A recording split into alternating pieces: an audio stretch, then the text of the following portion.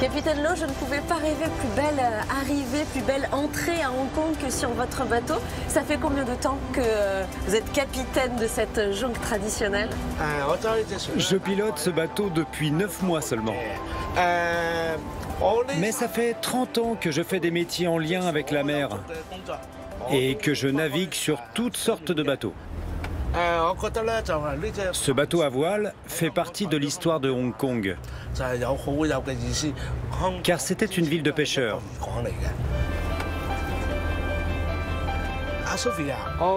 Sophie, j'ai un cadeau pour la nouvelle année. Ce petit sachet qui représente notre bateau est un porte-bonheur qui t'apportera la bonne santé et de la réussite dans tout ce que tu vas entreprendre. Merci beaucoup, vous voilà protégé pour ce voyage qui commence très bien ici à Hong Kong. Todier, merci beaucoup.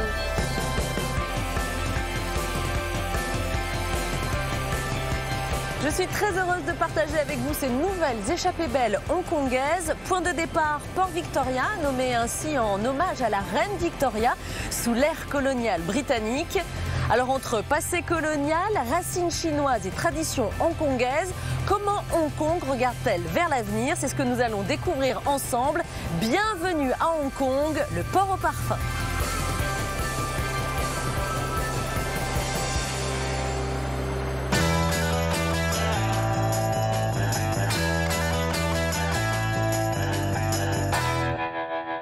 Bonjour. Tout d'abord, bonne année. Oh, thank you very much. Très bonne année. À l'occasion du Nouvel An chinois, c'est le Nouvel An. Donc tout ce qui n'allait pas, c'est derrière nous. Et tout ce qui reste à venir sera positif. Sophie Jovillard est en immersion. Happy Valley le soir, c'est définitivement tourné sur la fête, quoi. Les gens vont boire, les gens vont écouter le concert, il y a de la musique entre les courses. On a une ambiance incroyable. Mais au-delà des images de mégalopoles surpeuplées, Hong Kong est une très grande ville trépidante, de 7 millions d'habitants. Mais on peut facilement apporter de la tranquillité dans notre quotidien. Tout simplement en allant dans les parcs. il existe un Hong Kong différent. Hong Kong est en réalité constitué à 70% de campagne. La moitié est pour l'agriculture, mais le reste ce sont des parcs naturels. C'est notre jardin. Hong Kong se met au vert et revendique une culture étonnante.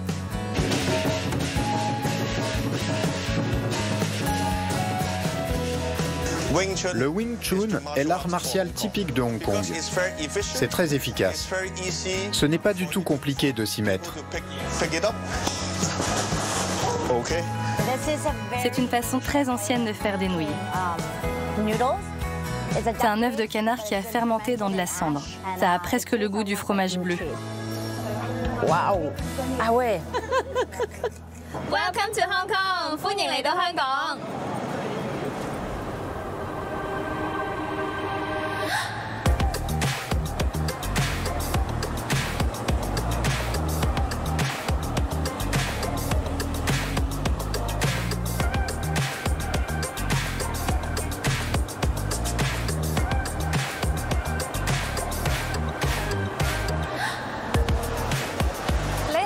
Bonjour. Bonjour monsieur Lehao. Je voudrais aller au restaurant Little Bao. Vous connaissez? Oui? Vous voyez où c'est? Merci.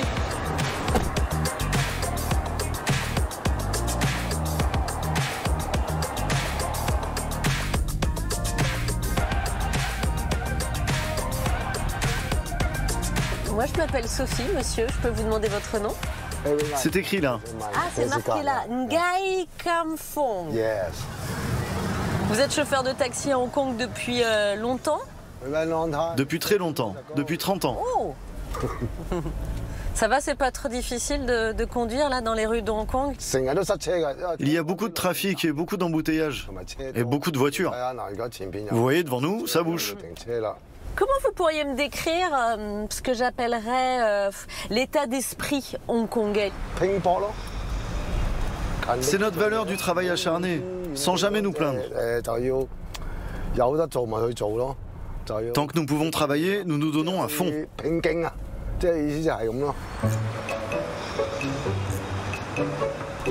On est arrivé, c'est juste là, dans la petite ruelle. Ok, très bien. Merci beaucoup, monsieur. Voilà, 30 Hong Kong dollars, ça fait 3 €. Thank you. Au revoir. Au revoir.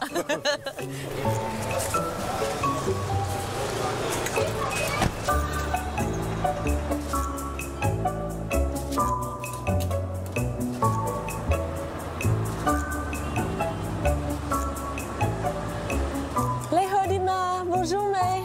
Bonjour Sophie, comment vas-tu? Ben, ça va très très bien. Je me permets, je me mets à l'aise. Ça sent bon dans ton restaurant. Merci, bienvenue à Hong Kong. Merci May. Je suis venue chez toi pour goûter tes fameux bao. Je dis fameux parce qu'ils sont très célèbres. Ah oui, certainement. Quand nous avons fondé ce restaurant en 2013, nous voulions créer les meilleurs pains bao du monde. Les bao traditionnels, on les mange au petit déjeuner ou en collation. Tu peux voir ces grands nuages de vapeur dans la rue. Les gens passent devant, tout simplement. C'est très pratique, les bao sont chauds, ils en prennent rapidement et partent travailler. Mes bao ne sont proposés que dans mon restaurant. C'est entre le burger et le bao, c'est assez unique. Ah, voilà. Voici les pains dont je te parle. Ils sont très doux et moelleux. Tu peux voir à l'intérieur comment ils sont doux et chauds. On dit qu'ils sont doux comme des fesses de bébé. C'est ça, exactement. Et tout lisse. Ah ouais, ça sent bon, ça a une petite odeur de brioche. C'est très différent du pain français. C'est moelleux dans la bouche, c'est très doux. Ouais. Mais ils t'ont permis de gagner des prix. Oui. Quand j'ai ouvert au début, je n'étais pas une grande chef. Je n'étais pas célèbre. C'est ce restaurant qui m'a rendue célèbre. Et donc j'ai gagné le prix de la meilleure chef d'Asie en 2017. Je suis très heureuse de ce lieu. Allez, commençons.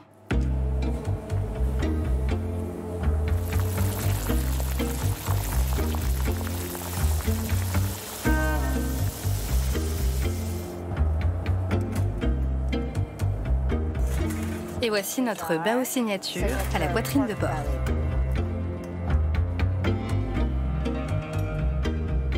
Et le bao poulet. Ah là là, c'est une œuvre d'art ce bao.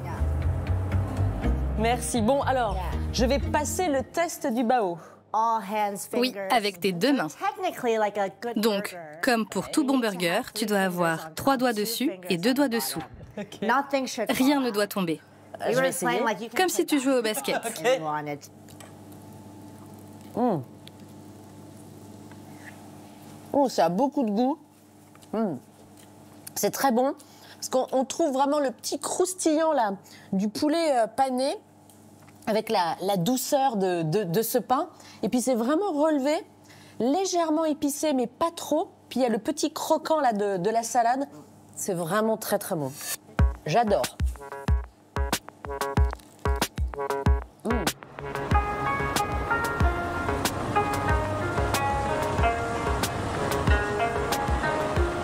C'est vraiment sympa la rue où tu es installée là ici. J'aime mon quartier en raison de ses petites rues. J'aime ses escaliers. Ils définissent bien Hong Kong et ses collines. Là, c'est mon café préféré.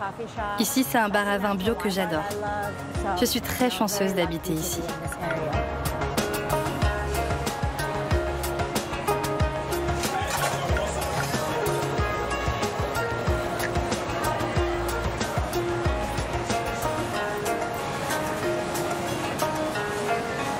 Là, il y a un vrai contraste quand même entre cette ville très moderne et ces échoppes là directement dans la rue.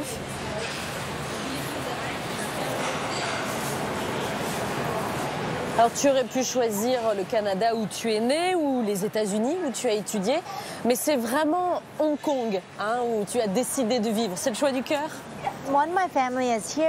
Déjà, une partie de ma famille vit ici. Mais Hong Kong est une ville internationale tellement dynamique. Les gens que tu rencontres, les ingrédients que tu y trouves, la diversité, l'excitation, à être proche de partout en Asie. Je ne peux pas imaginer un meilleur endroit pour vivre et travailler.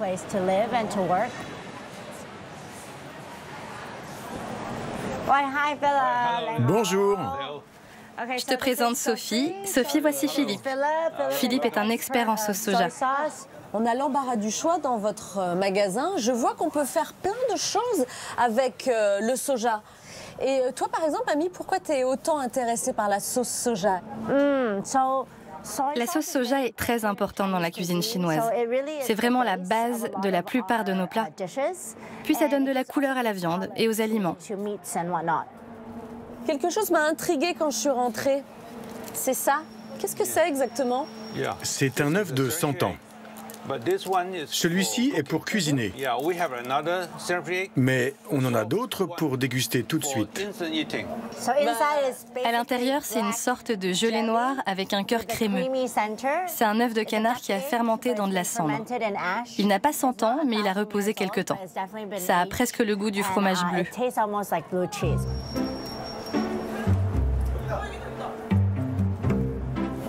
Ça sent fort. Oui, c'est très soufré. Oh la vache. Ah oui, ça sent très fort. Une odeur de cave. Waouh. Ah ouais.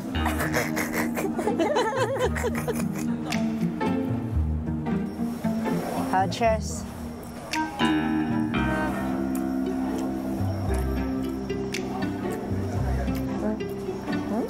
J'adore ça.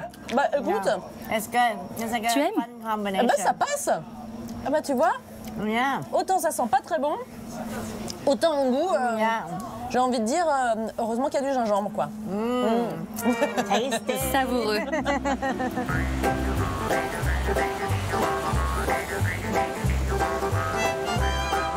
Ok Sophie, nous allons maintenant apprendre à faire des nouilles avec un bambou.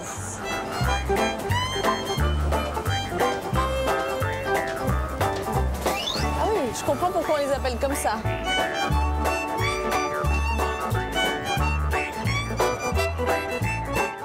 C'est un bon exercice physique. Il est très concentré. C'est une façon très ancienne de faire des nouilles. On les appelle traditionnellement des nouilles aux œufs. Entre. Ah, mais viens avec moi. Je te suis. Bonjour. Tu en fais combien par jour? 3 morceaux par jour, ce qui fait environ 600 bols de nouilles. Ah ouais? Et comment vous vous sentez à la fin de la journée? Fatigué.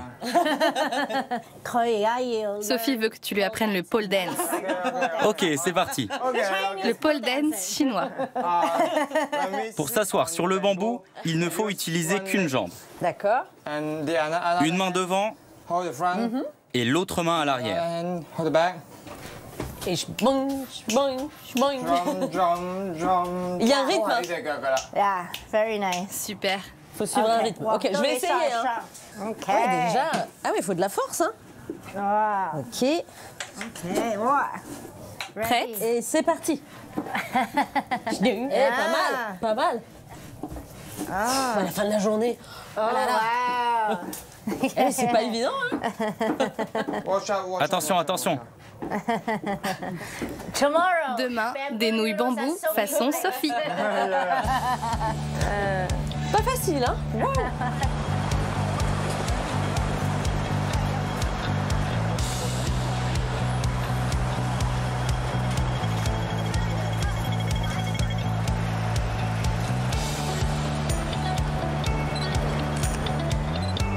Il y a de beaux contrastes.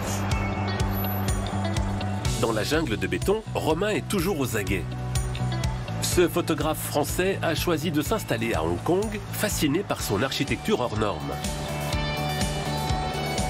Ce que j'aime beaucoup dans cette ville, c'est justement tous les contrastes apportés par la verticalité et la densité de Hong Kong, justement. En fait, en une seule photo, on peut avoir dans la composition à la fois des vieux bâtiments, des bâtiments modernes très hauts en verre. Je trouve ça très inspirant. C'est la ville au monde où il y a le plus de bâtiments de plus de 40 étages. Et il y a assez peu de surface plate, en fait. C'est beaucoup d'îles, de montagnes. Du coup, tout est construit en hauteur. Et tout fonctionne en hauteur, en verticalité. Dans le quartier de Mongkok, la densité de population est la plus élevée au monde, avec 130 000 habitants par kilomètre carré. Et pour ériger cette forêt de gratte-ciel, les Hongkongais ont encore l'habitude d'utiliser des échafaudages en bambou. C'est vraiment une tradition à Hong Kong qui est présente depuis des dizaines d'années. Donc le savoir-faire se transmet de génération en génération. Le bambou est assez flexible en cas de typhon, quand il y a de vent fort. Du coup, avec le savoir-faire qu'ils ont, ils arrivent à construire quelque chose qui résiste même à des vents très très forts de 200 km/h.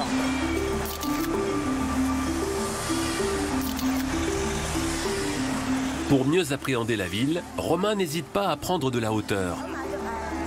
En montant sur le toit des immeubles, il bénéficie d'un point de vue privilégié sur la ville.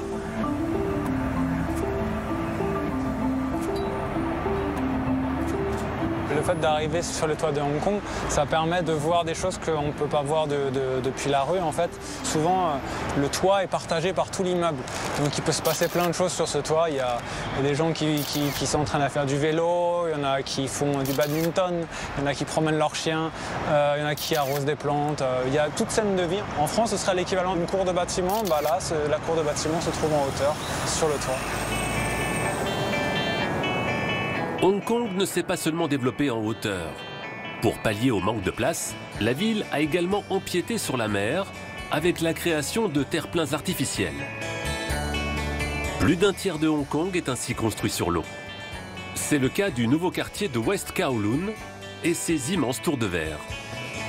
Tout ça, ça a été construit assez récemment, donc dans les 20 dernières années. C'est comme une ville dans la ville, dans un certain point de vue, parce que en bas, donc tout en bas, c'est le métro. Les étages intermédiaires, c'est tout ce qui est shopping center. Et après, c'est les espaces d'habitation et les bureaux. C'est aussi dans ce quartier qu'a été construite la tour la plus haute de Hong Kong. Le International Commerce Center, qui culmine à 484 mètres de haut. Le 100e étage est accessible au public pour une vue à couper le souffle. Ça donne une bonne idée de ce qu'est Hong Kong. Là, on voit tout. On voit à la fois donc, le côté très urbain, très dense, entre les montagnes quoi, et entre la mer. Donc finalement, voilà, cette ville très dense qui est entourée de nature, ça fait comprendre un peu où on est, quoi. Hong Kong est une ville tentaculaire et vertigineuse qui exerce une fascination immédiate sur le visiteur étranger.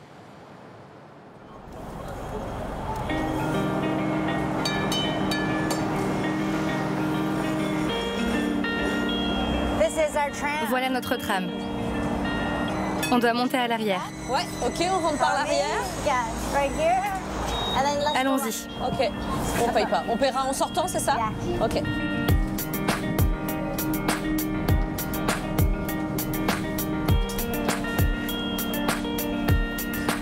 Alors on voit qu'il y a un héritage architectural assez ancien qui est confronté à cette modernité avec les buildings qui sont tout autour. Tout à fait. La ville est façonnée par son héritage colonial britannique. Il y a aussi beaucoup d'immeubles à l'architecture massive. C'est une ville très dense et on vit verticalement. De nombreux buildings. Le plus grand fait plus d'une centaine d'étages. Qu'est-ce que tu dirais de l'identité hongkongaise?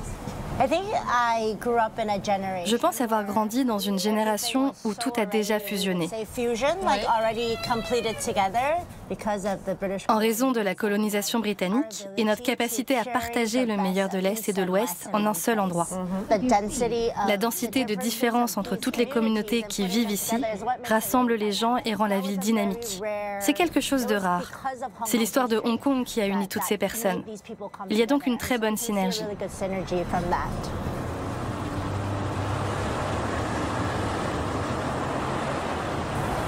Pourquoi tu as tenu particulièrement? Est-ce qu'on s'arrête ici, devant cet immeuble? Ce quartier est en récent développement.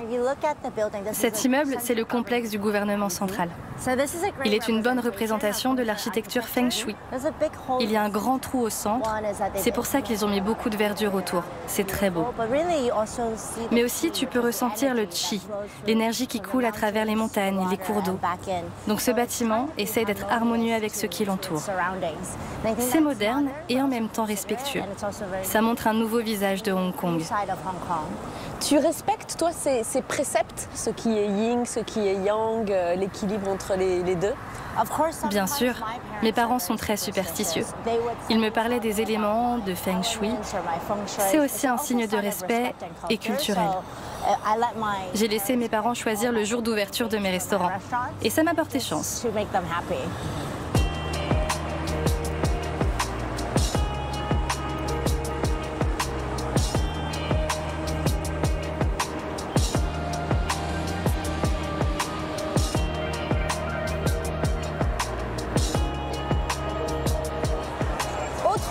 Là, la nuit est tombée, Hong Kong by night. Oui, c'est une rue très animée.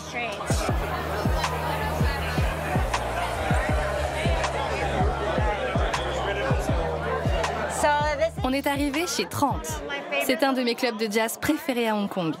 Et voici ma magnifique femme.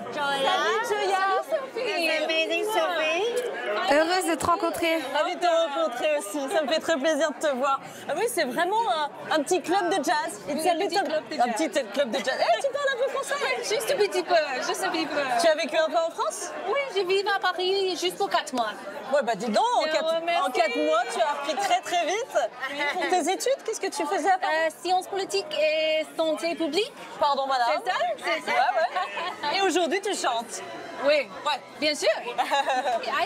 Je pense que c'est plus qu'une passion car j'ai commencé à chanter dès l'âge de 2 ans. Et je me souviens avoir donné mon premier concert à 9 ans.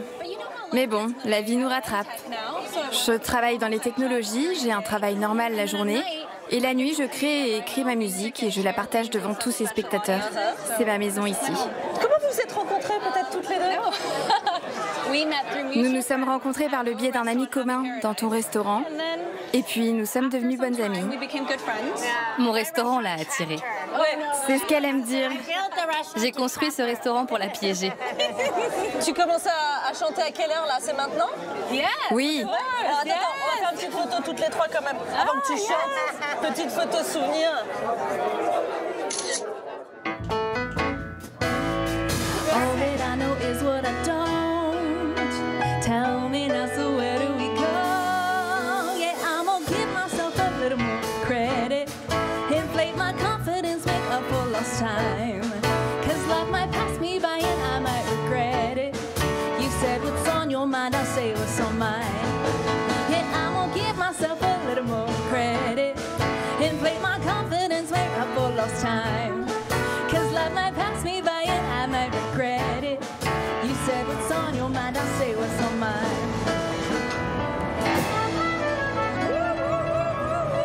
Thank you guys.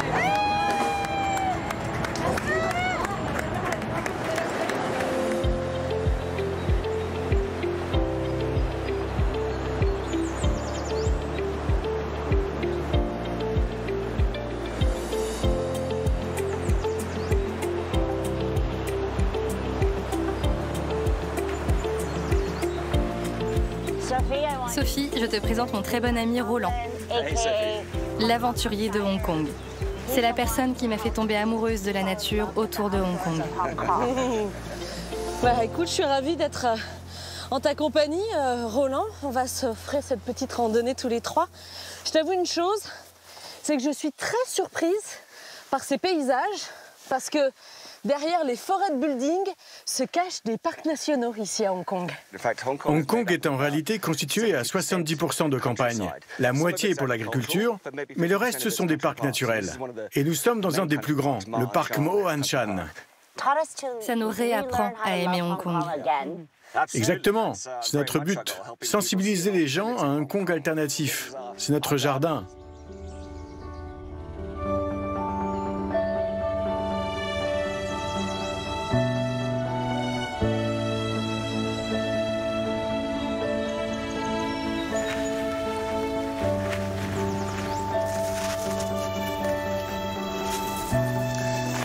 Faites attention. Ah ouais, changement de décor là. Très différent.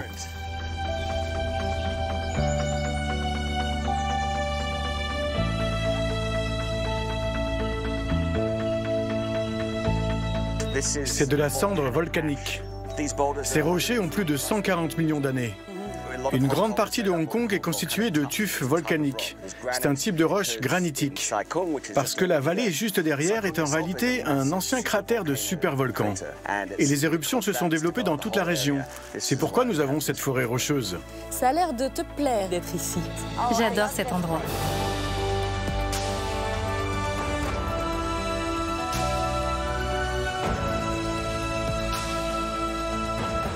Agrippez-vous bien sur les rochers. Ça aide à soulager vos jambes. C'est un peu comme marcher sur la Lune.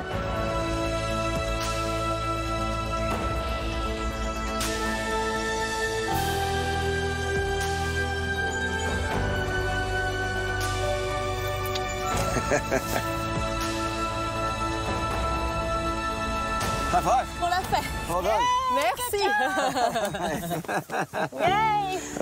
Superbe.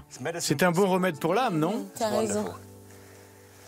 Comment te sens-tu? Tu as aimé? Moi, j'ai adoré. Surtout qu'en plus, au début, quand on voit ces rochers, on se dit « Alors là, ce n'est pas possible, je ne vais pas y arriver ». Et puis si, finalement, on y arrive, donc on arrive à dépasser nos limites. Tout est possible. C'est drôle que tu dises que tu as le vertige, parce que j'ai peur aussi. C'est vrai? Oui, j'ai peur des hauteurs. C'est pour ça que j'ai commencé à faire ça. On n'a pas besoin d'être en super forme ou fort. Le plus important, c'est notre esprit.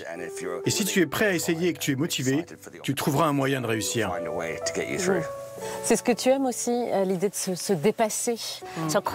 Gravir cette montagne, c'est comme un symbole de ce que nous pouvons accomplir dans la vie. Il y a des choses qu'on contrôle et d'autres qu'on ne contrôle pas. Mais si on se concentre sur ce qu'on veut, on y arrive. Moi, je suis très heureuse d'être ici avec vous. Franchement, merci pour ce défi réussi. One more time. Thank you so much. Génial. Awesome.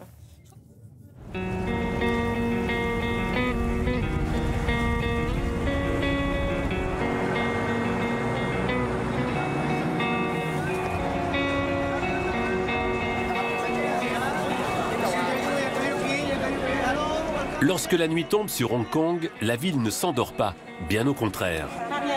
Vous pouvez choisir le parfum que vous voulez.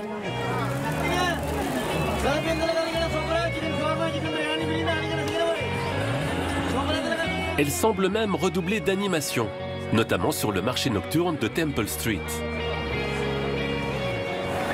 C'est un bon emplacement. Les gens commencent à arriver petit à petit. Là, ils sortent du boulot et ils viennent manger avec leurs amis. Il va y avoir de plus en plus de monde. Cette rue est connue dans toute la ville pour ses nombreux stands de street food. C'est l'endroit incontournable pour commencer sa soirée. Cette rue est très vivante. Il y a énormément de stands et plein de plats différents. Tout a l'air délicieux. C'est super.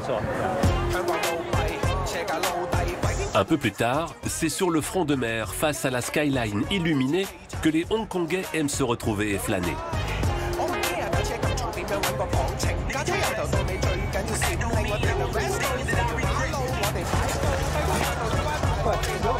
Yo les gars, ça va? Prêt pour un tour? Sur la promenade, Timothée et sa bande ont un look qui ne passe pas inaperçu. Et c'est toujours le soir qu'ils viennent ici pour parader au guidon de leurs low bikes, des vélos rabaissés. Une mode calquée sur celle des rappeurs américains. On a formé un groupe à Hong Kong pour rassembler tous ceux qui s'intéressent aux low bikes. Ça nous permet d'en apprendre plus sur la culture étrangère. Il y a beaucoup de choses à découvrir, la musique, les tatouages. C'est la culture des Chicanos aux États-Unis. Ce sont des vélos qu'on a bricolés nous-mêmes. Le but, c'est d'essayer de les rabaisser le plus possible pour qu'ils frôlent le sol. Ça donne un meilleur style.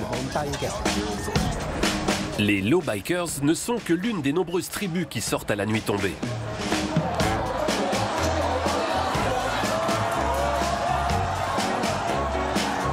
Dans le très chic district de Happy Valley, ce sont les mordus de course hippique qui viennent fréquenter cet hippodrome, réputé pour ses galops nocturnes. Chaque mercredi soir, une foule de parieurs vient ainsi tenter sa chance dans une ambiance survoltée. C'est vraiment palpitant. Cette course est allée à toute vitesse. Un seul tour et c'était déjà fini. J'ai misé sur le 11 et il a remporté la première place. J'ai gagné.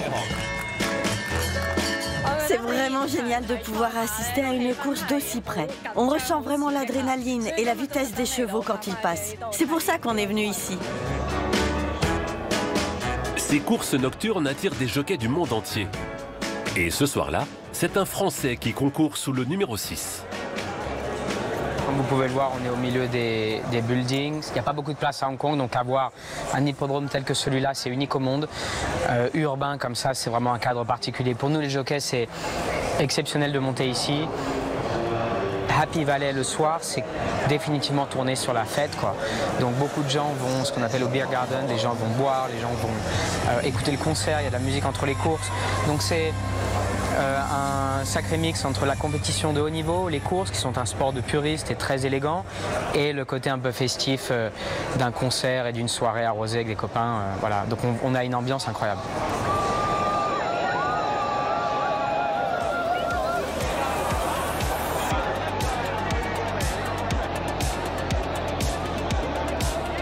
Les jeux d'argent sont quasiment tous interdits à Hong Kong. Les courses hippiques sont donc l'un des rares endroits où les habitants peuvent s'adonner à leur passion pour les paris.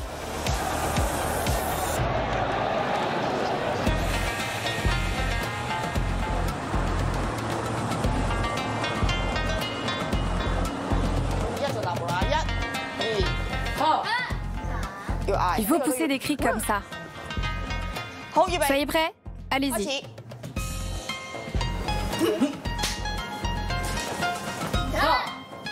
Plus énergique. Prêt, go. 1, 2. C'est bien, on recommence. Prêt. Allez. 1, 2.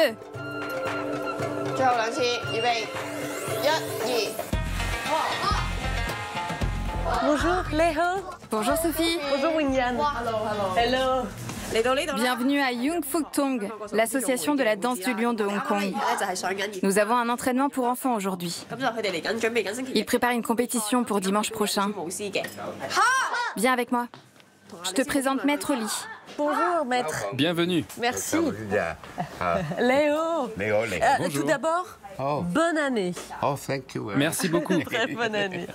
Je suis venue avant tout ici pour en savoir un petit peu plus sur votre école et sur cette fameuse danse du lion. La danse du lion est très populaire en Chine. On la pratique lors des occasions heureuses ou tristes.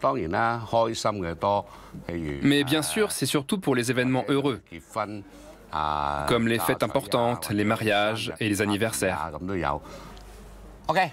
Allez, mettez-vous en position pour vous entraîner. La compétition n'est plus que dans quelques jours. Ok, je vois qui est le patron ici, hein.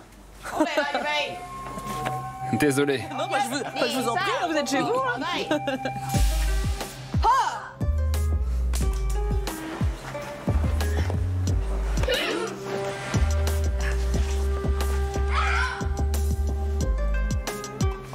Nous avons des têtes de lion devant nous. Des modèles anciens plutôt intimidants, jusqu'aux modèles contemporains. Celle-ci est plutôt adorable. Ah, qu'est-ce que c'est beau, dis donc. Mais c'est fou parce qu'il est vraiment très expressif. Très expressif, hein. Oui. Le modèle traditionnel est plus grand et plus lourd. Celui-ci est plus léger et à la mode. C'est plus facilement accepté par les jeunes aujourd'hui. Aujourd'hui, les filles peuvent aussi apprendre cette danse. Et ça, que les femmes pratiquent, c'est quelque chose d'assez récent? Ça fait une dizaine d'années que j'enseigne aux filles. Mais ça reste un phénomène plus récent dans d'autres écoles. Pourquoi les femmes n'avaient pas le droit de pratiquer cette danse? Dans le passé, à cause de leur cycle menstruel, les femmes étaient jugées impures. Elles n'avaient pas le droit de toucher la tête de lion. La religion y était pour beaucoup. Mais heureusement, il y a plus d'ouverture d'esprit dans la société d'aujourd'hui. Tu veux essayer? Bah oui, je veux bien. Dans la tête de lion, il y a une ficelle. En tirant dessus, tu peux contrôler les mouvements des yeux et des oreilles. Tu fais le signe OK avec la main droite et tu la poses ici. Les 3 doigts vers l'extérieur. Ensuite, tu attrapes ce bâton avec la main gauche. Tu la soulèves. Tu la secoues. Ensuite, tu la poses sur ta tête en la portant avec le dos. Ah, j'adore. Ok. Ok, secoue-la.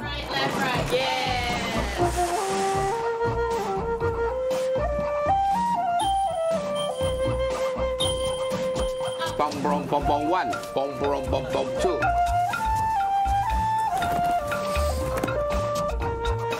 Bom bom bom bom bom one two three. Stop. Eh ben ça donne chaud votre histoire, hein? Ok. Ouh.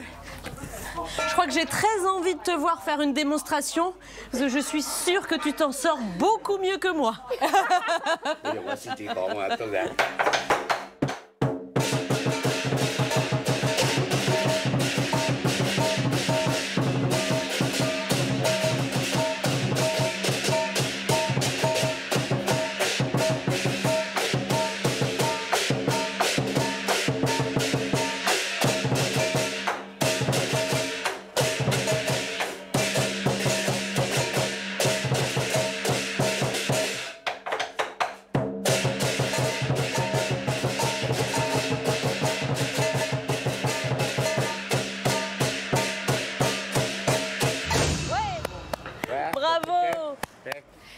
Quel est le message là?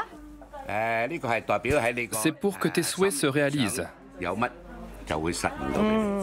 Et vous savez, quand j'ai le lion là comme ça à côté de moi, j'ai l'impression qu'il est un petit peu vivant. C'est ça l'idée, c'est de le rendre vivant. La personne qui porte la tête du lion peut te voir, mais toi, tu ne la vois pas. Le danseur est donc encouragé à faire des choses qu'il n'ose pas faire au quotidien. Il peut donc pleinement profiter de l'expérience. Ça va comment là-dedans? How are you? Super.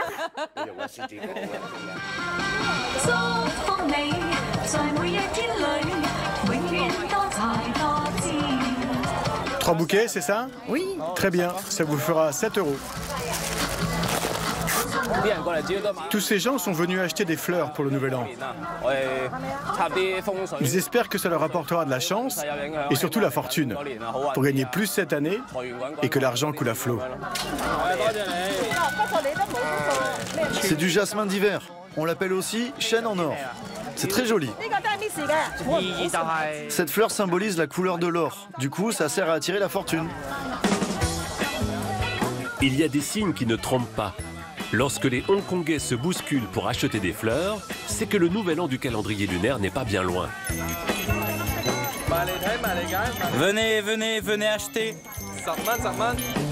Durant cette période de fête, il est de coutume de décorer sa maison de rouge, la couleur porte-bonheur, en suspendant des banderoles qu'on appelle les couplets du printemps.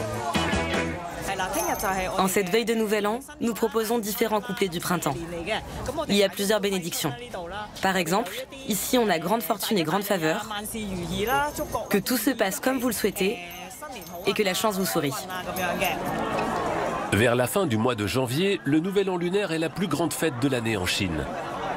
Elle donne droit à 3 jours fériés que tout le monde ici attend avec impatience. Moi, ce que j'aime bien, c'est recevoir des étrennes.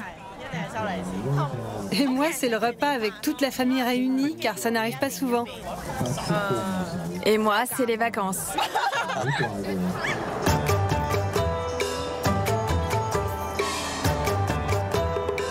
Toute l'Asie du Sud-Est s'apprête à basculer dans l'année du serpent. C'est un événement célébré par près de 2 milliards de personnes dans le monde. Et comme chaque fois, Hong Kong revêt sa plus belle parure. Le programme des festivités est très ritualisé. Et la veille du Nouvel An, les Hongkongais se réunissent en famille pour le dîner des retrouvailles. Cette année, une association caritative a organisé ce grand banquet pour que les familles démunies puissent aussi en profiter. Ce soir, on mange du pun choi. C'est un plat traditionnel de Hong Kong. C'est comme un ragoût avec plein de bonnes choses. Et on le sert pour le Nouvel An ou pour toutes les grandes occasions. On est tous assis autour d'une grande table ronde, car ça symbolise l'unité, l'harmonie et la joie d'être ensemble. Bonsoir! Bonne année! Mais le moment le plus attendu, c'est la distribution des enveloppes rouges. Qui n'a pas eu son enveloppe rouge? Des étrennes qu'on offre pour apporter la fortune à ses proches. Bonne année! Voici Toi-Chan, le dieu de la prospérité. Et ce soir, c'est lui qui remet une enveloppe aux invités pendant le dîner des retrouvailles. Cela signifie qu'il souhaite apporter l'amour et la chance à tout le monde. Je vous souhaite à tous une bonne année. D'habitude, on met de l'argent dans l'enveloppe rouge et on l'offre aux enfants dans les familles parce que c'est une manière de leur apporter la sécurité et la chance tout au long de l'année. Autrefois, quand on recevait une enveloppe, on nous disait de ne surtout pas l'ouvrir et de la placer sous notre oreiller. C'était une croyance qui permettait de protéger les enfants durant l'année. Le passage à la nouvelle année est le moment d'attirer sur soi la chance et la fortune. Et pour cela, rien de tel que de venir faire des offrandes dans le plus grand temple taoïste de Hong Kong.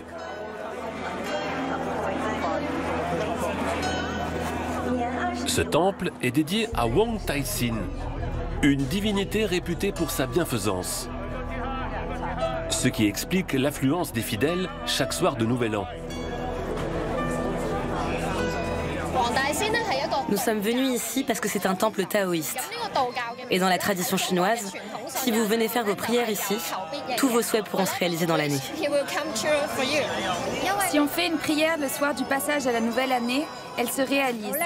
Moi, par exemple, l'année dernière, j'avais fait le vœu que mes parents restent en bonne santé, et c'est ce qui s'est passé. Avancez. Avancez, s'il vous plaît. Laissez la place au suivant. Je viens ici chaque année, depuis plus de 30 ans.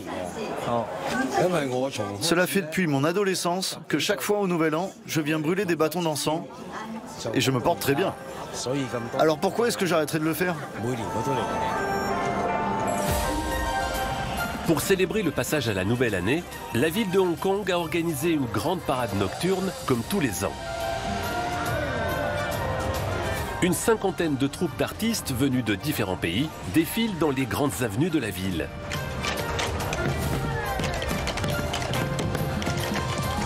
Alors que la foule est déjà rassemblée, en coulisses, une troupe hongkongaise de danse du lion et de dragon finalise ses derniers préparatifs. Est-ce que tout le monde a bien compris? Les deux lions sont au centre et le reste d'entre vous en parallèle. Il y aura un lion sur la gauche et un autre sur la droite. C'est bien clair?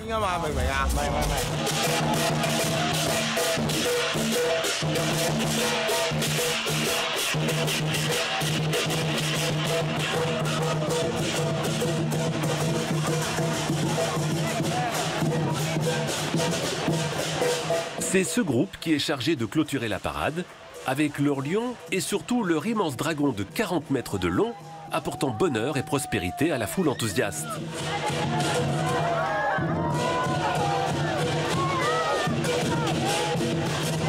Assister à la danse du dragon, c'est incontournable pour le peuple chinois.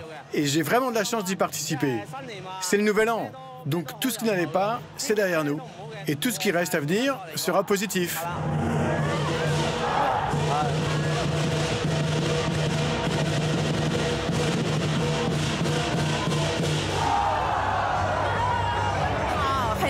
C'est formidable, c'est très festif.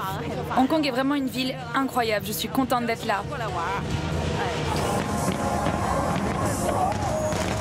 Bouquet final de ces 3 jours de festivités, c'est par le traditionnel feu d'artifice embrasant toute la baie que Hong Kong entame cette nouvelle année du serpent. Une année qui s'annonce sous les meilleurs auspices.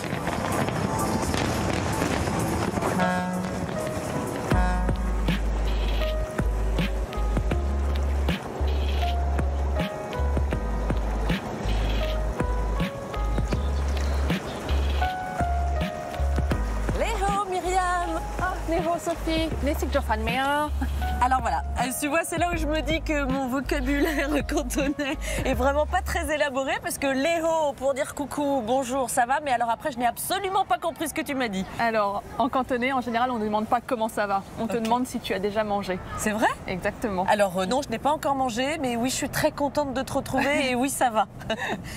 Ouais, le cantonais, toi, tu le maîtrises bien. Hein. Alors, ça fait 7 ans que j'habite à Hong Kong, mais alors j'apprends tous les jours. Hein. Mon cantonais est quand même assez limité. Hein. J'arrive quand même à parler avec mon mari qui est hongkongais, avec ma belle famille aussi, parce que ma belle famille ne parle pas anglais non plus.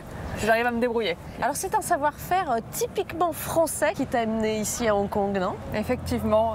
Alors moi je suis 4e génération de fromager. Mon papa était fromager dans la Creuse. Et ensuite j'ai bougé en Haute-Savoie et j'ai travaillé pour un grand fromager là-bas avant de voyager un petit peu en Australie, en Nouvelle-Zélande et puis Hong Kong. Alors le fromage à Hong Kong, c'est un mets qui ne doit pas être souvent consommé. Tu as dû surprendre, non, les Hongkongais en arrivant ici? Effectivement, j'essaie d'initier un petit peu les Hongkongais et donc on fait des dégustations vin fromage, thé fromage. Ah bah alors thé fromage, ça m'intéresse.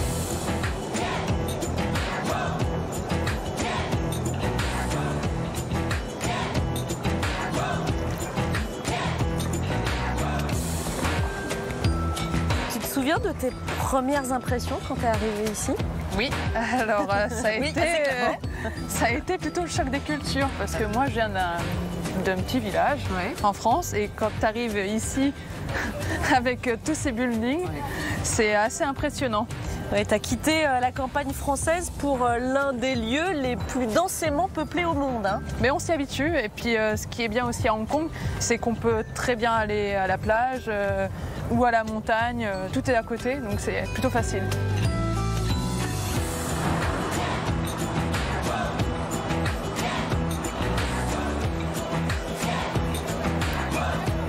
Nous allons emprunter l'escalier mécanique le plus grand du monde pour aller dans le quartier de Mid-Level. Ok. Alors il y a 21 tronçons qui montent sur 800 mètres. D'accord. Et 135 mètres de dénivelé. Ça fait une petite grimpette.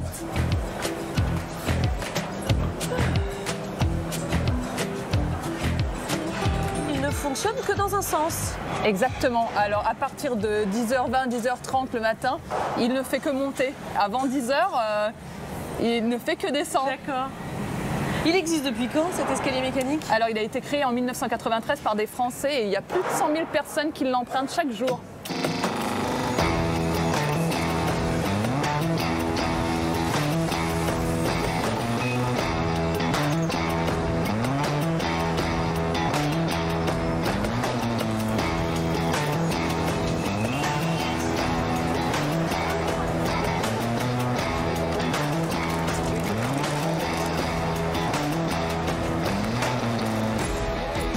Bonjour, enchanté. Qu'est-ce que je peux vous dessiner? Bah, oui, comme c'est le passage de l'année du dragon à l'année du serpent, est-ce que vous pourriez me faire un dragon qui rencontre un serpent? Oui, on peut. Parce qu'en Chine, le serpent est considéré comme un petit dragon. Nous pouvons donc les représenter ensemble.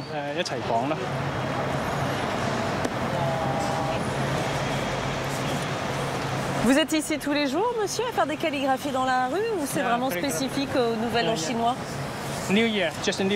Je fais ça tous les ans, pendant la période du Nouvel An chinois. Le reste du temps, j'enseigne la calligraphie dans mon école qui est à côté.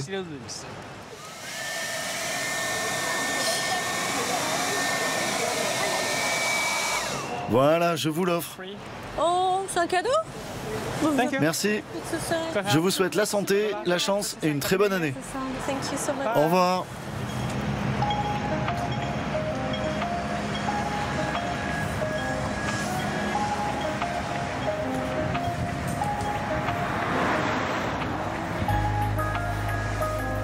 Je vais te montrer le Manmo Temple, c'est un temple taoïste.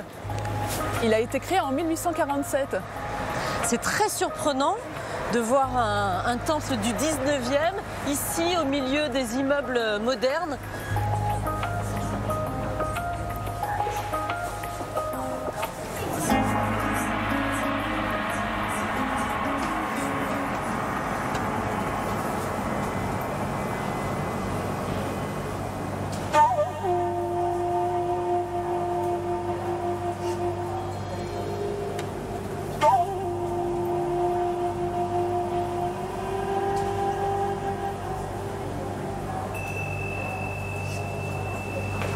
Ce décor est incroyable, hein, un petit peu hors du temps, je trouve.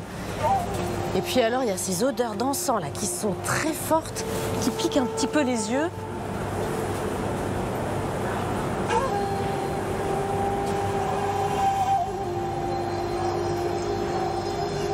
Bonjour Feigo. Bonjour. Bonjour monsieur. Qu'est-ce que vous êtes en train de faire là? Ce sont des billets funéraires représentant l'or. C'est pour offrir aux dieux. Man et Mo sont les dieux de la littérature et des arts martiaux, les deux dieux principaux de ce temple.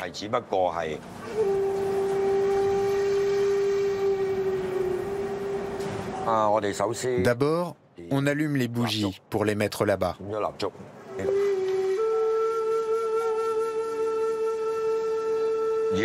Ensuite, on brûle 3 gros bâtons d'encens. Il faut aussi dire votre nom et vos souhaits. Comme ça, le dieu saura que ses vœux sont pour vous. Je m'appelle Sophie et je fais le vœu d'avoir la bonne santé et d'être protégée tout au long de mon voyage.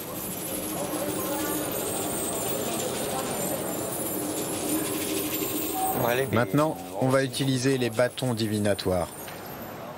Il faut se mettre face à l'autel et penser fort au sujet qui vous travaille.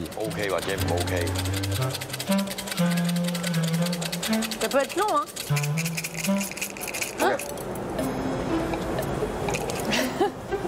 Alors? Allons chercher la prédiction qui correspond. Il faut que j'aille vérifier. Très bien.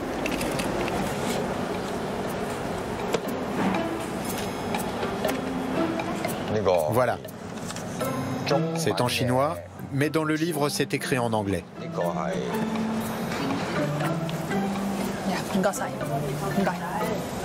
Alors, ça n'a pas l'air terrible tout ça, Sophie. Tu risques de rester un petit peu plus longtemps à Hong Kong.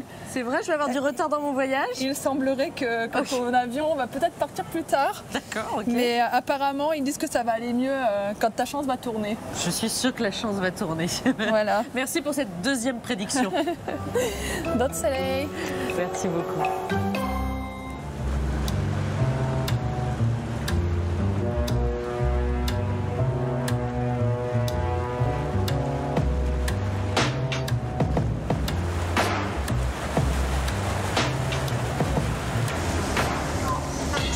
Bonjour, faites attention à la marche.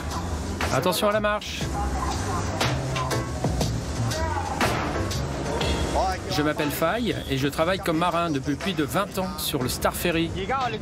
À chaque départ du bateau, je dois faire attention à bien enrouler la corde pour que les passagers ne se prennent pas les pieds dedans. Comme tous les jours depuis plus de 100 ans, le Star Ferry transporte les passagers d'une rive à l'autre, traversant le bras de mer qui sépare l'île de Hong Kong du continent. Bonjour capitaine, ça va? On est sur la ligne qui va du port de Centrale à la péninsule de Kowloon, juste en face. La traversée dure 8 minutes, car on navigue lentement. Il y a pas mal de trafic aujourd'hui. Et on doit laisser la priorité aux bateaux de commerce qui arrivent de Chine.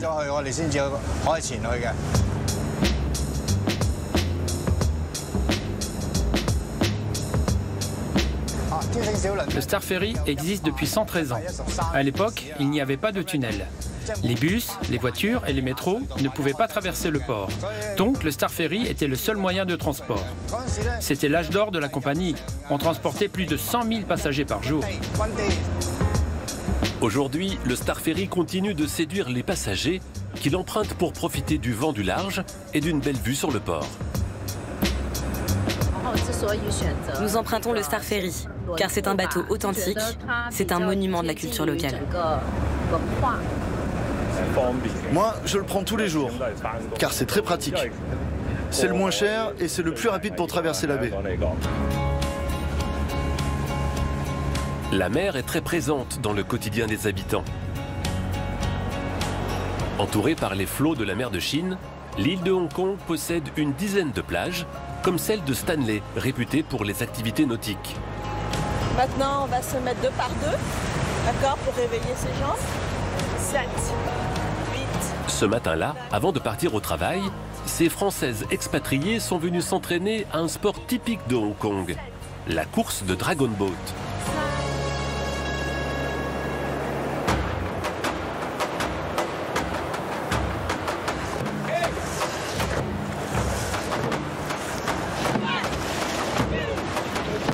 Sur ces longues pirogues, instables, les rameuses se synchronisent au rythme du tambour.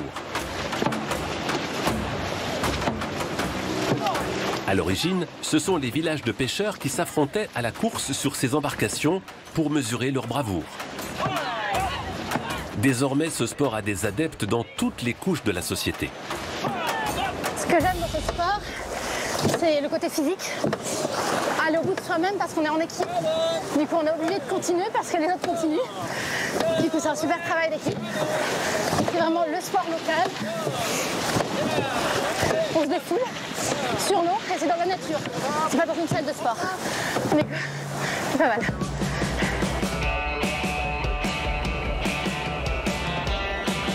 Chaque année, au mois de juin, Hong Kong accueille la plus grande course de Dragon Boat du monde.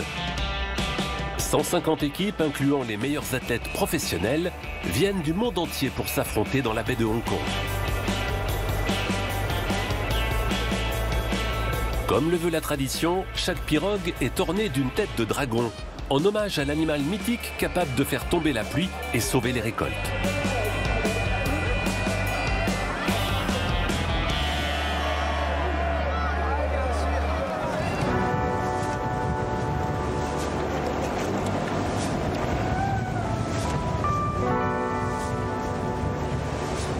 Dans la petite ville de Sai Kung, sur le territoire de Hong Kong, la mer représente un gagne-pain pour la population dont l'économie est essentiellement tournée vers la pêche. Prends par là, plus à l'ouest. Il ne faut pas qu'on dérive. Comme tous les matins, Akan part en mer. À 77 ans, ce vieux pêcheur a écumé toute la zone et il sait repérer sans peine les coins les plus poissonneux. Dans cette baie, les poissons se cachent souvent à côté des îles, là où l'eau est moins profonde. C'est là qu'on a le plus de chances d'en trouver.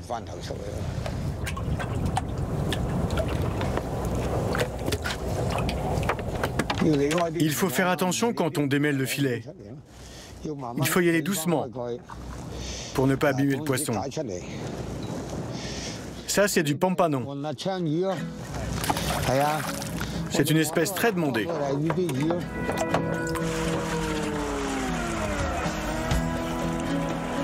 De retour au port de Sai Kung, les pêcheurs doivent transvaser leur prise du jour sur un deuxième bateau, amarré à quai, qui leur sert de comptoir de vente flottant. Ça, ce n'est pas du crabe bleu, c'est du crabe gazami. C'est combien? Ce crabe-là, c'est 18 €. Quand la cliente a fait son choix, j'emballe le poisson et je lui donne avec l'épuisette. Elle met l'argent dans le filet pour me payer. Tout le monde fait comme ça. C'est pratique.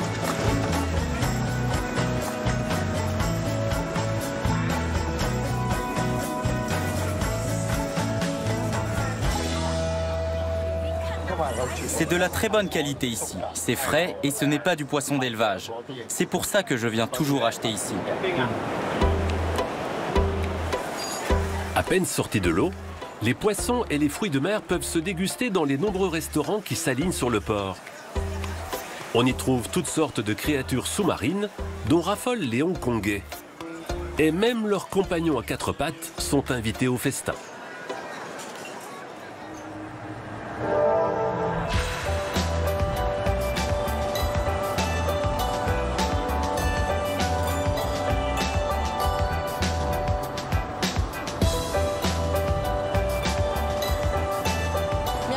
Rendez-vous pour un atelier fromage été. J'ai hâte de la retrouver, mais avant ça, je voulais faire un petit détour par le quartier de Causeway Bay.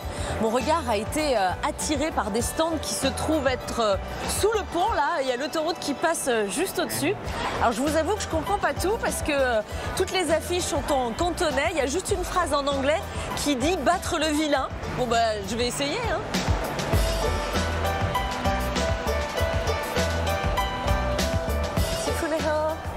Bonjour. Vous venez pour chasser les méchants? Oui, vous permettez? Bienvenue. Partez les méchants, partez tous. Fini les commérages, les esprits mal intentionnés. Les mauvais esprits, les fantômes et les monstres. Ah bah dis donc, avec ça, ils vont partir les méchants. Hein. Fini les mauvaises ondes. Excellente santé et longévité. La richesse et le succès. Que vous fassiez des rencontres où que vous soyez. C'est bon. Tous mes vœux vont se réaliser. Oui. J'ai bien fait de croiser votre route. Hein. Bye bye. Bye bye.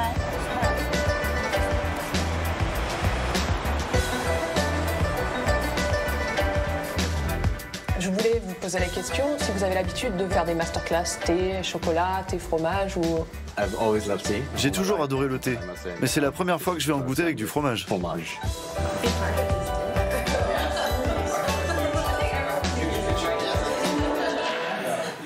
Bonjour, pardon. Excuse-moi Myriam, je suis en retard. Bonjour. Il n'y a pas de souci. Excusez-moi. Installe-toi. Bonjour, pardon. Hein. J'ai rencontré une dame incroyable sur mon chemin. Je n'ai plus aucune mauvaise énergie autour de moi. Ravie de vous rencontrer. Alors, je te présente Nana, qui nous invite dans son studio aujourd'hui. Elle va pouvoir un peu t'introduire pourquoi on fait cette sélection thé et fromage. Je pense que la richesse du thé n'est pas reconnue à sa juste valeur. Pourtant, il a toutes les saveurs que le vin peut offrir. Par exemple, le thé noir chinois est un thé post-fermenté. Comme le fromage bleu, on y a ajouté des bactéries pour que la fermentation se produise. Le voilà, le lien très évident entre le thé et le fromage. On parle de bactéries, de fermentation. Oui. On commence par lequel? On va commencer par le manchego. Manchego? Ok. On va l'associer avec un thé rouge au miel. Faites-le passer et sentez-le. C'est un thé qui vient de Taïwan. Il y a un insecte qui, en suçant les feuilles, provoque une réaction.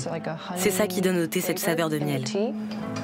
Alors, moi, ce que je recommande, en général... C'est de tremper le manchego dans le thé. Non, pas du tout. Donc, pour déguster le fromage, vous allez le rouler entre vos doigts avant de le mettre sur votre langue. Il faut réchauffer un petit peu le morceau de fromage pour avoir toutes les saveurs. Ok.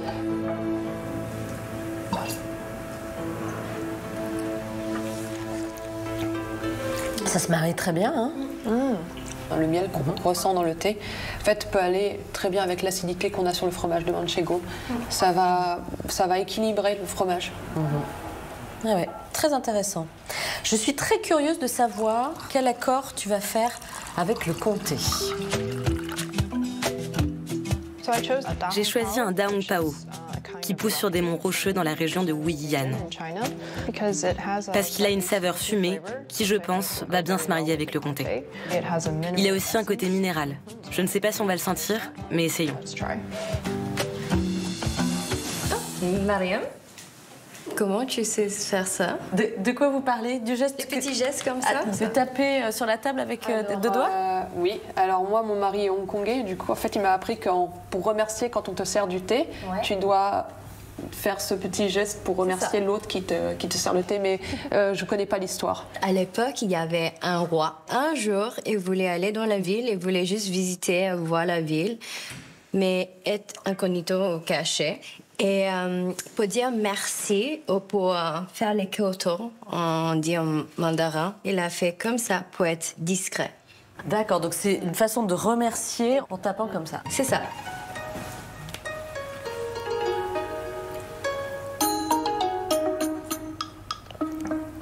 Oh là là, j'adore vraiment le mariage entre le thé fumé et vraiment le côté très herbacé du comté.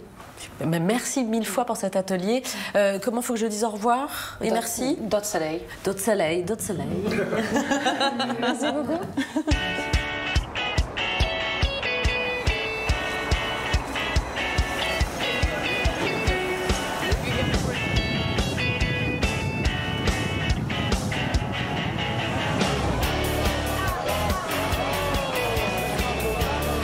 Je m'attendais pas à devoir jouer des coudes pour emprunter le pic tram. Hello, hello, hello. C'est l'un des plus vieux funiculaires au monde, qui date de la fin du 19e. Il y a beaucoup de monde. Je sais pas si je vais trouver une place d'ailleurs.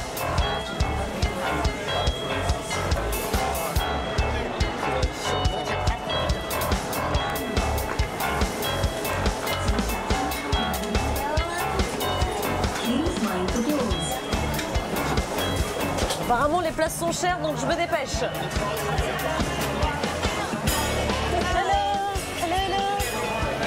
Vous venez d'où? On vient de Suzhou. Where is it exactly? C'est près de Shanghai. Ok. Is it your first time in Hong Kong? Pour moi, c'est la 3e fois, mais pour mes parents, c'est la première. Et c'est important pour vous d'emprunter le Peak Tram? Oui, mes parents commencent à prendre de l'âge, donc il est grand temps que je les emmène un peu en voyage pour profiter.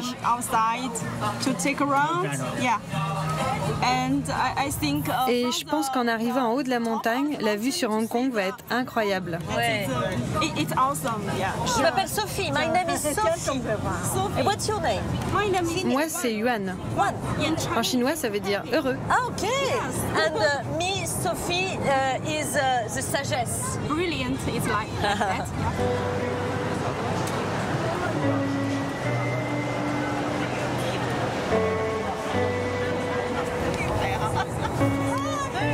Ça me fera un beau souvenir.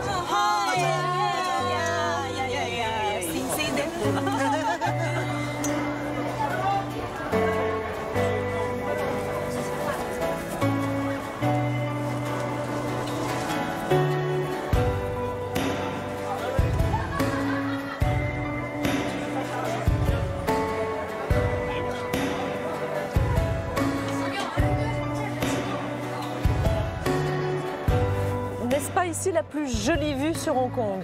Ah, c'est génial. C'est une vue imprenable. Absolument magnifique sur cette belle ville. Mais il y a beaucoup de monde, hein? On est habitué. Ah ouais.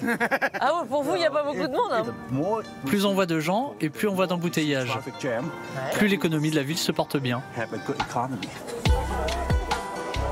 Je vois quelques immeubles, quelques maisons ici. Le Pic Victoria, c'est un lieu très résidentiel. Oui, les gens qui vivent sur le Pic Victoria sont riches et célèbres. Ah, d'accord. C'est pour ça qu'on a construit le funiculaire pour eux, alors, ok. Quand ton adresse à Hong Kong est sur le pic, ça va bien pour toi. D'accord. Que tu sois locataire ou propriétaire, si tu habites ici, tout le monde te tire son chapeau.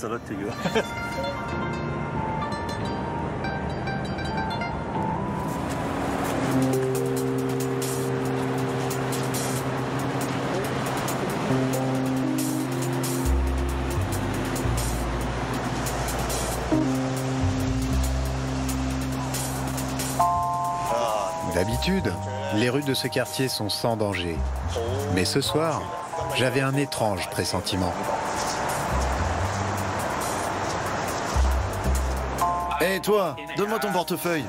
Non, non, jamais de la vie. Donne-moi ton portefeuille.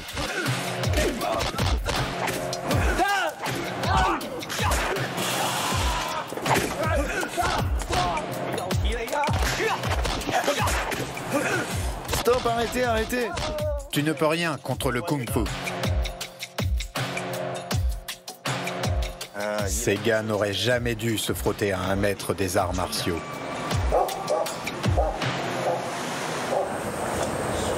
En effet, mieux vaut ne pas provoquer Master Robin. Dans son gun, sa salle d'entraînement, il enseigne les secrets du Wing Chun, un art martial dérivé du Kung Fu et particulièrement adapté au combat rapproché. Là, la force vient du coude. Maintenant, je vais le faire avec l'épaule. Et comme ceci, avec le poing. Maintenant, je vais combiner les trois ensemble. Je rentre et je frappe. Le Wing Chun est l'art martial typique de Hong Kong. C'est très efficace. Ce n'est pas du tout compliqué de s'y mettre. Et on n'a pas besoin de beaucoup d'espace pour s'entraîner. C'est une femme qui l'a inventé et ça permet à des personnes plus faibles d'affronter des plus grands et plus forts que soi.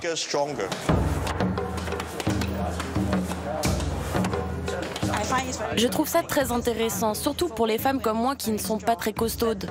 Car avec le Wing Chun, on utilise moins de puissance, donc on peut se défendre face à des adversaires plus corpulents. Ça nous apprend aussi à ne pas tomber. C'est vraiment bien adapté aux femmes et aussi aux personnes âgées. Ce sport a apporté de nombreux changements dans ma vie. On nous apprend à ne pas utiliser sa force brute, mais plutôt à dévier la force de l'adversaire. Et quand je rencontre des difficultés dans la vie, ça m'incite à réfléchir et à trouver des solutions intelligentes. Le Wing Chun était l'art martial par lequel a aussi démarré un certain Bruce Lee. Le maître incontesté des arts martiaux est un enfant de Hong Kong. Il possède ici sa statue, qui est un lieu de pèlerinage pour tous les fans. Il s'est entraîné ici. C'est cette ville qui a façonné le personnage et qui l'a rendu célèbre. Et il a tourné beaucoup de films à Hong Kong. Il restera dans le cœur des Chinois pour toujours. Son influence a été énorme ici. Tous les petits garçons, par exemple, se sont mis à aller à la salle de sport pour lui ressembler et pour ne plus se laisser faire.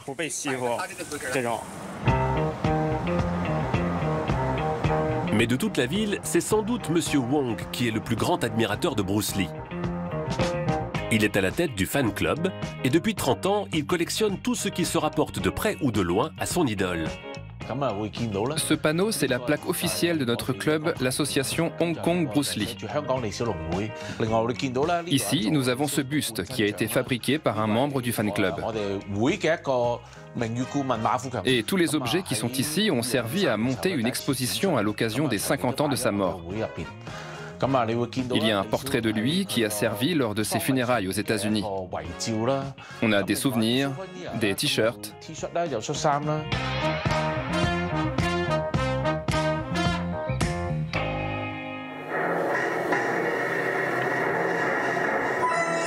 Si Bruce Lee est autant vénéré, c'est qu'il a été le premier acteur chinois à s'imposer à Hollywood, popularisant le kung-fu au niveau mondial. Bruce Lee est mort très jeune, à seulement 32 ans, mais il a été très prolifique. Et je pense qu'il ne faut pas limiter son héritage à sa filmographie, car il nous a légué aussi une philosophie. Aujourd'hui, on doit honorer sa mémoire, car les jeunes n'ont pas conscience de tout ce qu'il a fait. Ce n'est pas comme nous dans les années 80, quand on était complètement dingue de Bruce Lee. 50 ans après la mort du grand maître, le kung-fu reste une discipline très active à Hong Kong. Et la fédération organise régulièrement des événements. Ce jour-là, c'est un gala de charité destiné à lever des fonds pour un hôpital. Les groupes se succèdent face aux membres du jury qui scrutent avec attention la précision de chaque geste.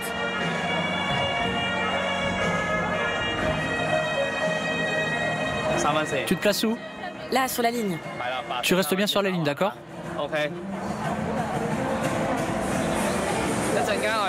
Le spectacle que nous allons présenter s'intitule La danse des merveilles. C'est un style de kung-fu du sud de la Chine. On manie des armes comme l'épée et le bâton.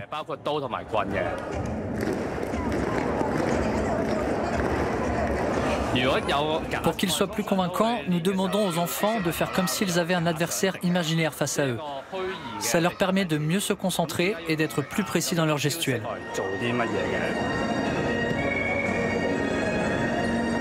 À Hong Kong, la relève du kung-fu est assurée, car ce sport intervient dans l'éducation des enfants dès l'âge de 4 ans.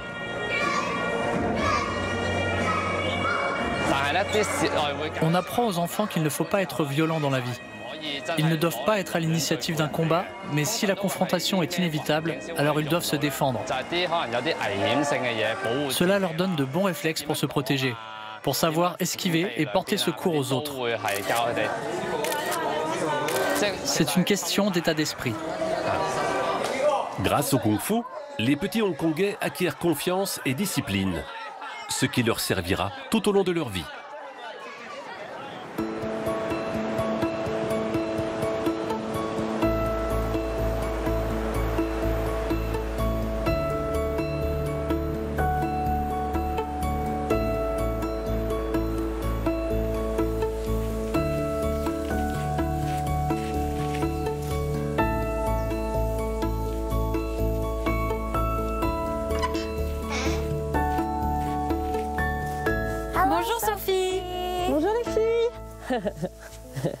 Bonjour, bonjour. Ça va? Ça va? Oui. Je suis venue jusqu'à vous dans le nord de Hong Kong, à la frontière avec la Chine méridionale, pour une mission bien particulière. Je compte sur vous, les filles, pour m'expliquer. Nous allons te montrer le type d'action que l'on mène pour préserver le littoral. Pak Nai est connu pour son coucher de soleil, mais c'est aussi un lieu à protéger. Au boulot! Super!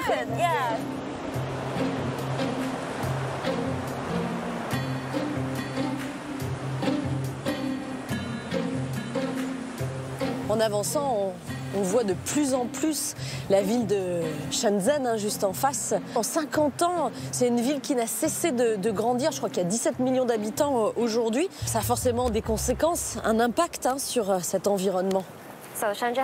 Shenzhen a eu un développement très rapide.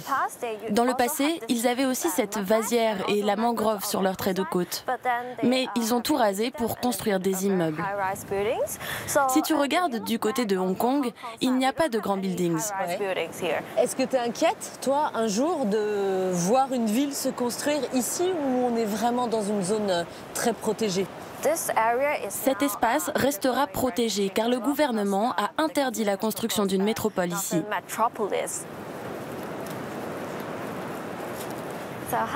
Ici, c'est une ferme ostréicole abandonnée.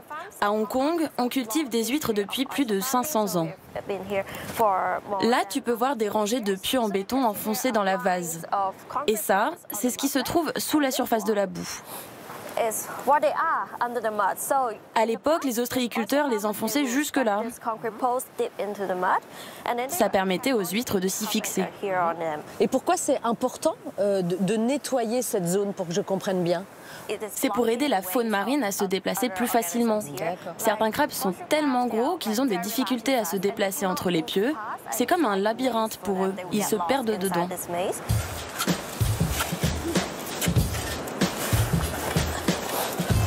Ils sont bien enfoncés là, les pieux. Hein. Oh là là, quel boulot. Oh.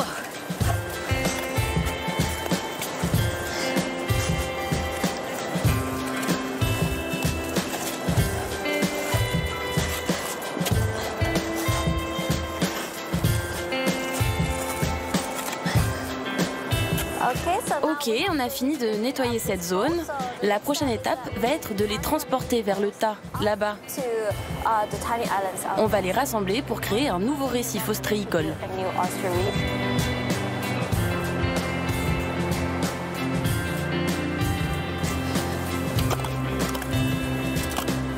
Est-ce que tu peux m'expliquer pourquoi on recrée ce récif artificiel ? C'est un habitat qui permet aux poissons ou aux petits crabes d'y vivre. Ils peuvent se mettre à l'abri des prédateurs. Ça développe la faune et la flore marine. Et cette structure massive peut aussi briser les vagues et ainsi protéger les gens qui vivent sur le littoral. C'est intéressant de se dire que c'est grâce à des déchets que l'on recrée un écosystème.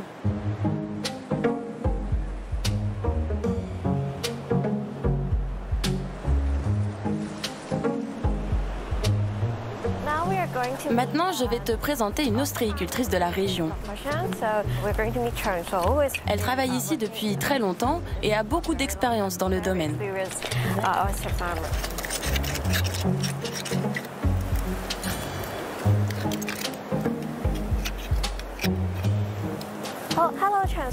Bonjour Chang-soo. Bonjour. Je te présente Sophie. Regardez. Oh, la taille des huîtres. C'est un steak d'huître en fait. Elle a 4 ans. Mais vous les mangez comment là, ces huîtres? À Hong Kong, on fait sécher puis cuire les huîtres avant de les manger. On les fait sauter avec de la ciboulette et du gingembre. Mais il ne faut pas en manger cru. Vous les faites sécher? Alors ça, je suis curieuse de voir comment vous faites ça. Hein. Voici mes huîtres d'or séchées. J'ai jamais vu ça, moi, madame. J'ai mangé du poulpe séché, du poisson séché, mais des huîtres séchées, jamais.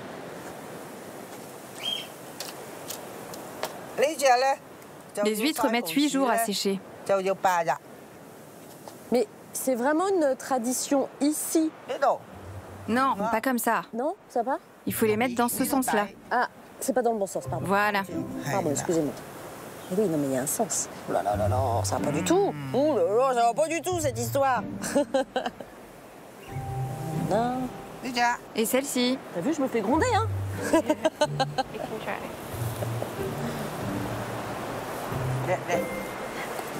Merci à vous, madame, de me montrer ça, mais à quelle occasion vous voulez manger ces huîtres d'or? On en mange lors des fêtes familiales ou au Nouvel An. Elles sont censées apporter richesse et prospérité. Est-ce que je peux goûter? Vous mettez du sel avec? Ah bah non, c'est du sucre. Oui, du sucre. Les huîtres sont séchées au soleil. Après, vous faites une petite friture et vous rajoutez du sucre. Vous aimez? Oui, très bon. C'est très très bon. Je vous souhaite plein de bonheur, plein de réussite et de fortune. Je vous souhaite le meilleur également. Merci, madame.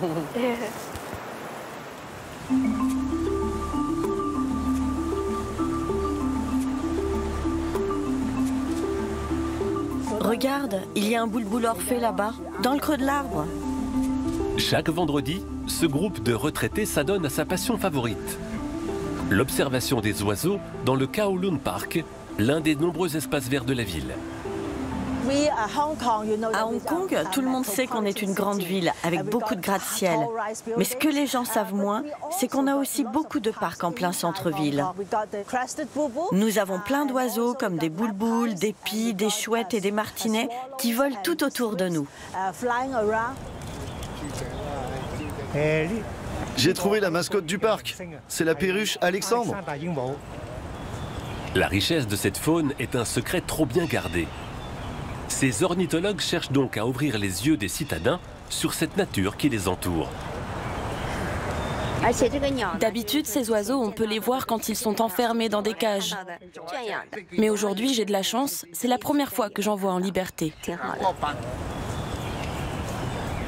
Hong Kong est une très grande ville trépidante, de 7 millions d'habitants. Mais on peut facilement apporter de la tranquillité dans notre quotidien, tout simplement en allant dans les parcs. C'est une bonne manière de vivre sereinement dans notre ville. À Hong Kong, la nature se niche dans les endroits les plus inattendus. Dans ce quartier de la ville où le béton est roi, c'est sur le toit d'un centre commercial que des jardiniers ont installé un grand potager collectif. Bonjour. Alors, est-ce que tout va bien avec les plantations? Aujourd'hui, la terre est très sèche. Les plantes sont en manque d'eau. On va commencer par faire un bon arrosage.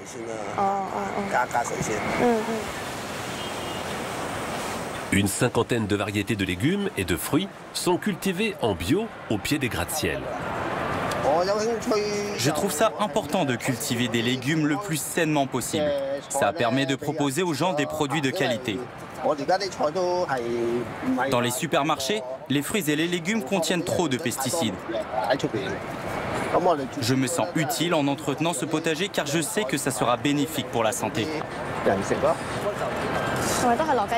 On va remettre un peu de fiente de poule ici, c'est un bon engrais. C'est vrai que les semis n'ont pas l'air très en forme.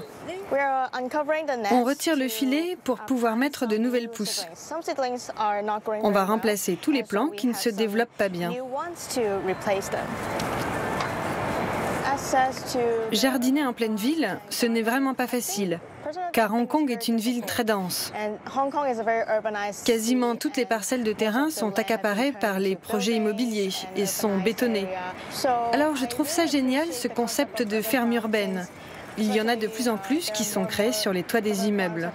Il me suffit juste de monter sur le toit du bâtiment et je peux commencer à me détendre en jardinant et en cultivant des fruits. L'intégralité de la récolte sera reversée à une banque alimentaire pour les familles dans le besoin. Mais pour les citadins en vrai manque de nature, il n'est pas difficile de s'extraire du béton. En moins d'une demi-heure de transport, on peut quitter le centre-ville de Hong Kong et se retrouver en pleine jungle tropicale. C'est ce que fait chaque week-end ce groupe de retraités adeptes de la randonnée. Voici le programme de la journée. Nous allons marcher jusqu'au lac de Shingmun en partant de Tai Po. Je vous remercie d'être venus si nombreux. Ce groupe de randonnée existe depuis 1932.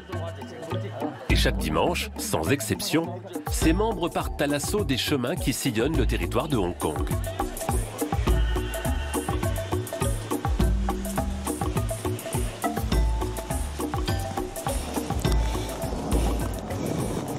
L'avantage de ces randonnées, c'est que ça nous permet de profiter de la montagne et des ruisseaux. Et c'est aussi l'occasion de se faire des amis et de ne pas rester seul chez soi. Quand on est au contact de la nature, avec ce bon air pur, c'est bon pour notre santé.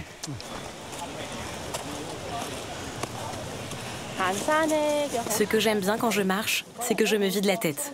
J'oublie tous les soucis du quotidien et le stress de la grande ville. Je découvre de beaux paysages et je suis avec mes amis. Tout ça me rend très joyeuse.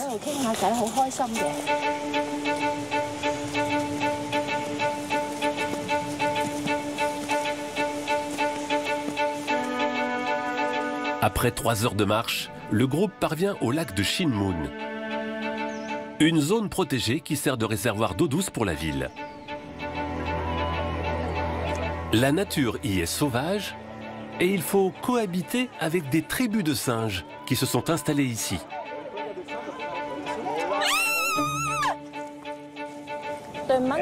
Les singes sont assez agressifs, ils nous volent la nourriture. Mais je les aime bien quand même, on est sur la même planète, ils font partie de notre vie.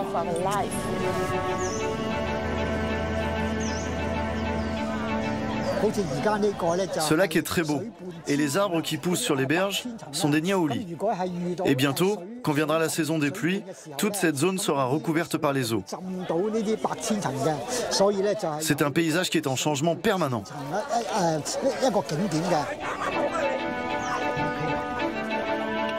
Après cette grande bouffée d'oxygène, les randonneurs vont pouvoir à nouveau affronter le rythme trépidant de Hong Kong en toute sérénité.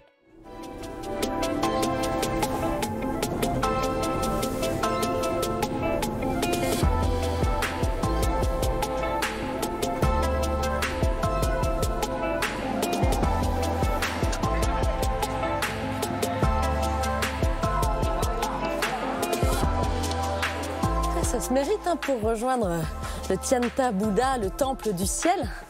Il y a 268 marches à gravir. Il y a des touristes, mais pas seulement, parce que c'est quand même un lieu empreint de spiritualité. Il y a un temple juste à côté.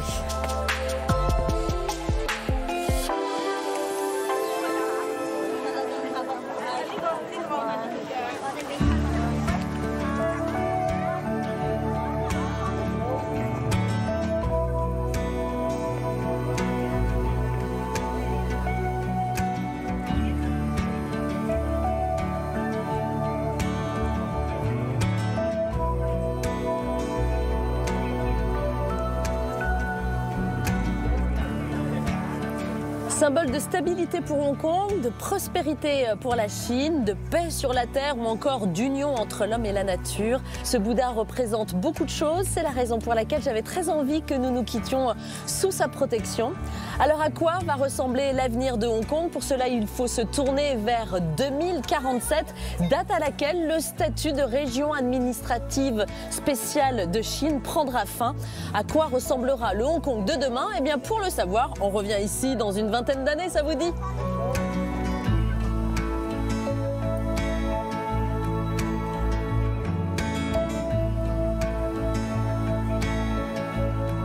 Merci beaucoup de m'avoir accompagné, merci surtout pour votre fidélité. Joy Kin, à très bientôt et comme d'habitude, faites de beaux voyages.